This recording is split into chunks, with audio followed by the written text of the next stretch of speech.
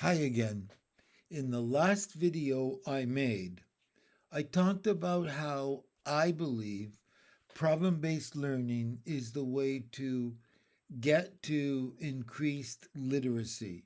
And I tried to show how, when a group of students are working on problem based learning, when they have a challenge and they have to solve it, they are exercising four modalities of language: reading, writing, speaking, and listening. And by definition, the more you practice all those four, the better you become at it.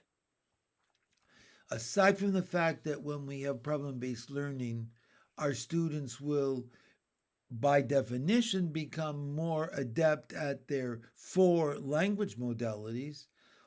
Also, they're cultivating creativity, deep learning, conceptual development, and so on. However, the question then becomes, as a classroom teacher or as a parent, how do I assess?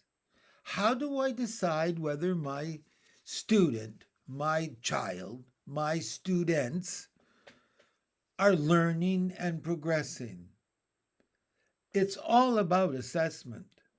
It's all about being able to see and know whether students are making progress. A long time ago, because I went to school a long time ago, we got a report card that had A's and B's and C's and D's. There was no transparent set of criteria that we knew any teacher was using to come up with our grades. It was strictly a subjective assessment, a subjective call on the part of the teacher to indicate how he or she thought we were progressing. There really was, when we look back at those times, there really was no real grounding in sound pedagogy to decide what the difference was between an A and a B and a C and a D. Because of that, we got to the point where we were beginning to use percentages. But there again, there was no real way to distinguish or differentiate between a low B and a high B and a low A. And I remember as a classroom teacher being challenged all the time to justify why my student, why my kid got no A's and only B's. And it came down to numerics and being able to justify, well, they got 9 out of 10 on this test, and they got 7 out of 10 on this test, and they got 20 out of 25 on that test, but only 16 out of 25. And so we added it up, and that was how we came up with it. We now know that that's not the way to assess properly. First of all, we say, as classroom teachers, as people who understand what assessment is all about, that we assess for growth. It doesn't matter what the students are doing, assessment has to be aimed at helping the student see what they can do right, what he or she is good at, and what he or she needs to do in order to do better the next time. In assessment, when we talk to teachers in training about assessment, we talk about two kinds of assessment.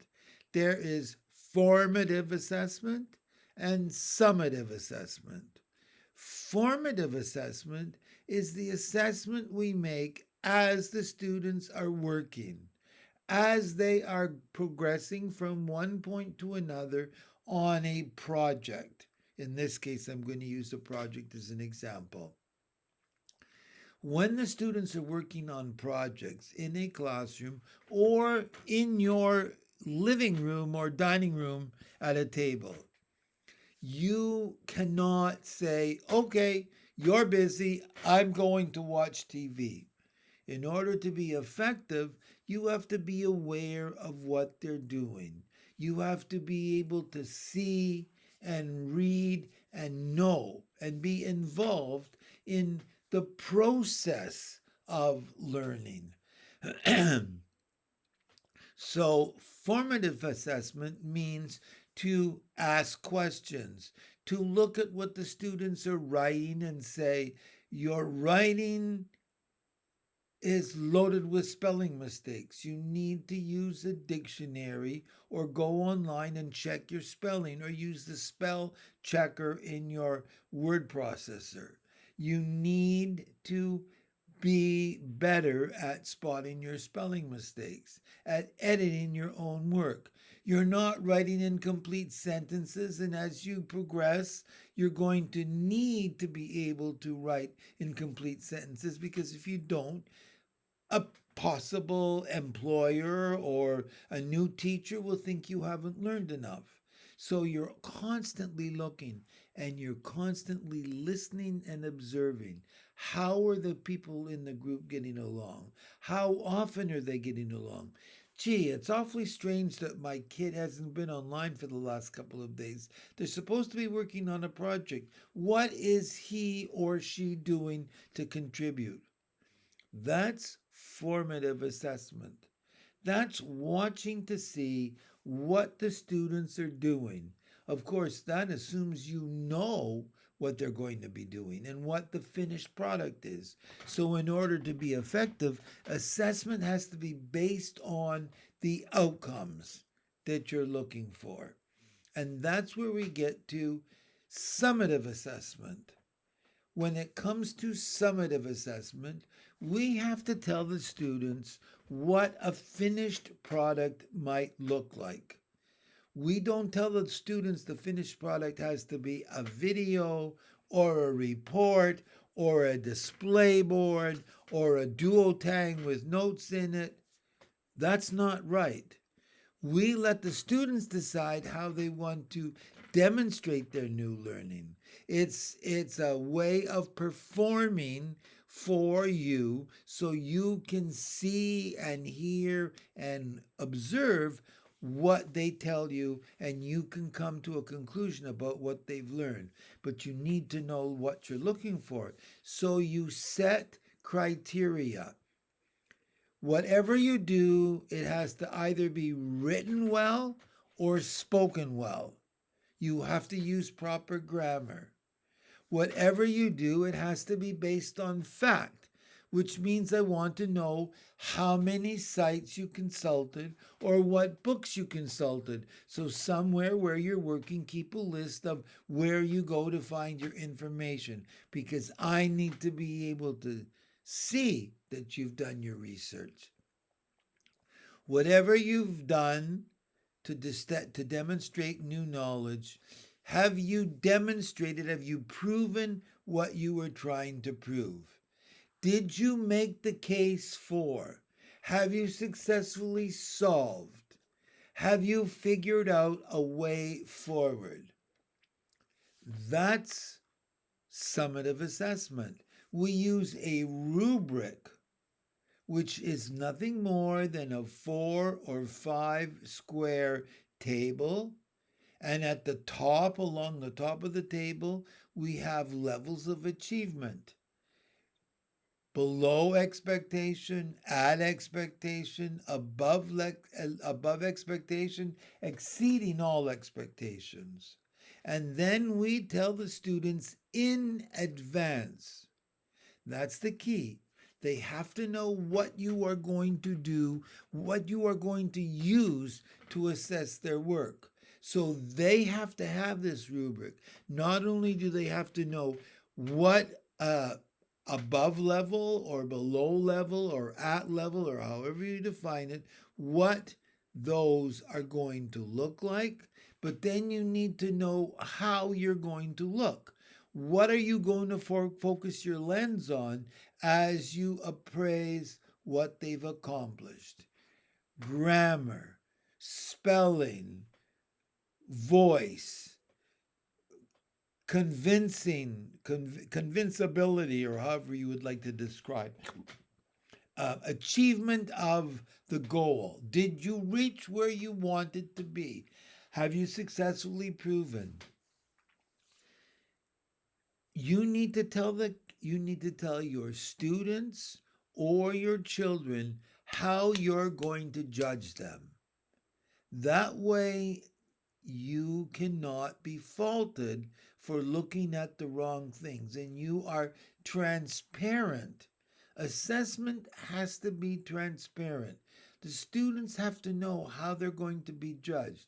You can't tell the students, I'm going to look for these five criteria, and then at the end give them the low mark because you didn't think they were creative.